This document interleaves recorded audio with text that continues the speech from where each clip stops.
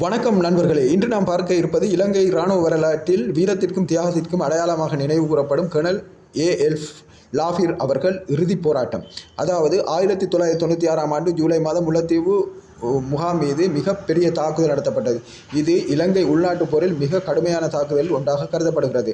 அந்த ஆபத்தான தருணத்தில் சிறப்பு படை பிரிவின் தைரியமான தளபதியாக இருந்த கர்னல் அஸ்லம் ஃபஸ்லி லாஃபீர் தன் படையினருடன் முன்னிலையில் நின்றார். அதாவது எதிரிகளின் கடுமையான தாக்குதலுக்கு மத்தியில் தன் வீரர்களை காப்பாற்றவும் முகாமை பாதுகாக்கவும் அவர் உயிரை பணயம் வைத்து போராடினார்.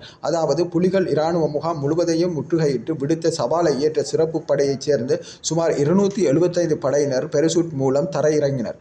அவர்களை தரை இறங்க விடாமல் வானில் வைத்தே பலரை புலிகள் அழித்தனர். எதற்கும் அஞ்சாத கர்னல் லாஃபீர் அவர்களின் தலைமைத்துவம், தைரியம், மனச்சாட்சி, நொடி வரை போராடிய மன வலிமை இன்றும் இலங்கை இராணுவ வரலாற்றில் பொற்குறியாக நிற்கிறது. 1996 முல்லைத்தீவு போரில் கர்னல் லாஃபீர் வீரமரணம் அடைந்தார். அவரின் உயிர் தியாகம் ஒரு சாதாரண மரணம் அல்ல, ஒரு தேசத்திற்காக அர்ப்பணித்த வீரனின் மகத்தான பலியாகும்.